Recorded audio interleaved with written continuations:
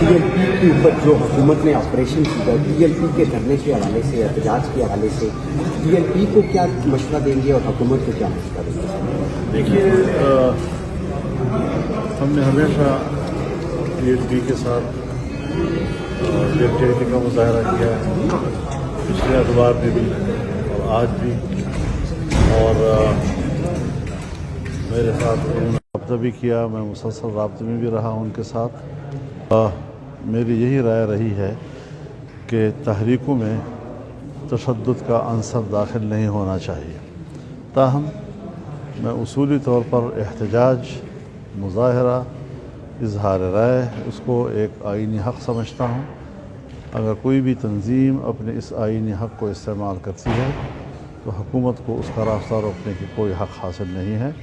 और उसके ऊपर जो तशद्दुद किया गया है और रियासती क़ुव्वत इस्तेमाल की गई है, इस तरह के वाक़यात के हम हिमायत नहीं कर सकते। मौलाना साहब, खैबर पख्तूनख्वा के जो वज़ीर आला हैं,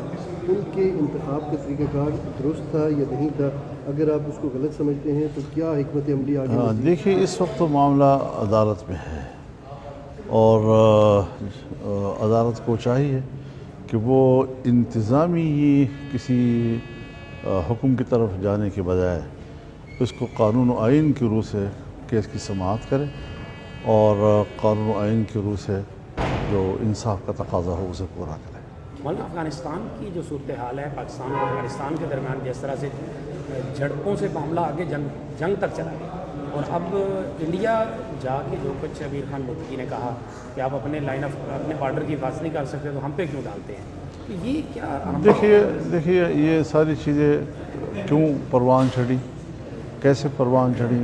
उसके पीछे क्या असबाब थे? बज़ाहिर तो दोनों के लिए दलाइल भी मौजूद हैं, नज़ायर भी मौजूद हैं, हर एक के पास अपने दावे के लिए कुछ कहने की के लिए मवाद भी मौजूद होता है। लेकिन हमें बुनियादी तौर पर सोचना चाहिए कि पाकिस्तान और अफ़गानिस्तान एक दूसरे के लिए कितना ज़रूरी है। हमें ये भी देखना चाहिए कि हिंदुस्तान जो हाल ही में हम पर हमला कर चुका है, और हम उस वक्त भी उनके साथ हालत जंग में हैं, और हिंदुस्तान अब भी धमकियां दे रहा है, क्या मगरबी महाज खोलना ये एक बेहतरीन जंगी हिकमत अमली है? क्या ये रियासत के लिए मुफीद रास्ता है? इन सारे अवामिल को देखकर हमें पाकिस्तान की हिफाजत और सलामती को अव्वल रखना चाहिए, और दूसरा ये कि हमें पड़ोसी ममालिक के इस्तेहकाम, इस्तिक़लाल और दाखिली अमन को अपने लिए एक मफाद तस्वुर करना चाहिए, और उसकी हिफाजत के लिए फिर हमें हिकमत अमली के साथ जाना होगा। इसमें कोई शक नहीं है कि अफ़गानिस्तान में एक नई हुकूमत है,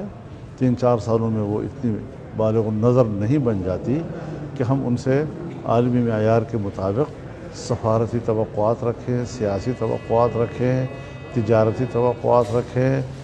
या उनसे ये तवक्को रखें कि वो इतनी मुनज़्ज़म कोई फ़ौज वहाँ पर वजूद में आ गई है, नहीं है। वहाँ की इंटेलिजेंस का नेटवर्क इब्तिदाई मराहिल में है,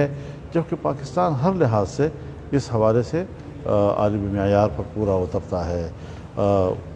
अपने सियासी पॉलिसियों के हवाले से, सफारती पॉलिसियों के हवाले से,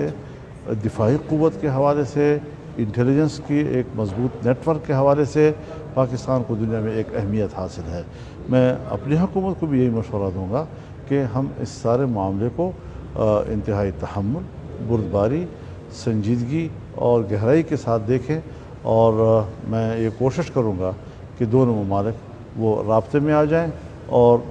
बातचीत के ज़रिए से अपने एक दूसरे की शिकायत को दूर करें, और एक मुस्तकिल दोस्त पड़ोसी की तरह रहने का आहद करें। मौलाना साहब, आपने माजी में एक किरदार अदा किया था, आपने दौरा भी किया था, वज़ारत ख़ारजा से ब्रीफिंग लेके गए थे, वापसी आके बताया था एक कौमी लीडर की हैसियत से, तो क्या अब भी कोई किरदार अदा करने को तैयार है? बिल्कुल हम तैयार हैं इसके लिए, लेकिन बहरहाल कुछ ज़मीन ज़रा हमवार करनी होगी दोनों तरफ। अगर गर्मी के माहौल में हम बात करते हैं तो मुमकिन है वो नताइज सामने ना आ सकें, जो थोड़ा कुछ वक्त गुजरने के साथ साथ जिस तरह जंगबंदी भी हो गई है, तो मैं सोचता हूँ कि अब ज़बानबंदी भी होनी चाहिए। एक दूसरे के ख़िलाफ़ प्रोपेगेंडा और सोशल मीडिया को इस्तेमाल करना, बयानबाजियाँ करना, इससे भी अगर हम रुक जाएँ तो एक माहौल बन जाएगा کہ ہم باہمی رابطوں کے ذریعے سے مسئلے کو حل کریں. افغانستان کا کے کیا حوالے سے- موقف ہے سر اس سارے معاملے پر؟ افغانستان سے اگر آپ کی کوئی بات چیت ہوئی ہے ان کا کیا اس حوالے سے موقف ہے؟ جہاں تک میری معلومات ہیں انہوں نے ہماری اس رائے سے اتفاق کیا ہے کہ ہم مل بیٹھ کر معاملات کو طے کریں، اور یہ بھی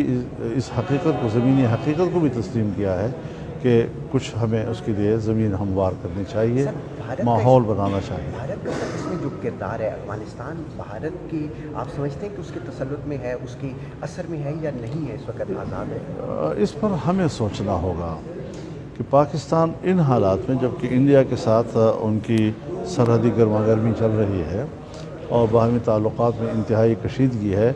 ایسے ماحول میں ہم اپنے پڑوسی ممالک کو ان کی طرف کیوں دھکیلیں اور انڈیا کو ایسے مواقع کیوں فراہم کریں کہ آج ہم امیر خان متقی کے دورے پہ اعتراضات تو کر رہے ہیں، لیکن یہ مواقع ہمیں ان کو نہیں مہیا کرنے چاہیے. یہ حکمت عملی ہماری ہونی چاہیے ایک پڑوسی ملک پاکستان کے قریب تر رہے. متقی صاحب نے جو ایک سٹیٹمنٹ دی کہ کشمیر جو ہے وہ بھارت کا داخلی معاملہ ہے، اس سے پاکستان کی خارجہ پالیسی کو بہت ہی نقصان پہنچا ہے، اور میرا خیال ہے کہ پاکستانی عوام کے جذبات کو اور کشمیری عوام کے جو جذبات ہیں انہیں بہت ٹھیس پہنچی ہے. میرے خیال میں اس کے اوپر بحث کرنے سے پہلے ہم خود بحث کریں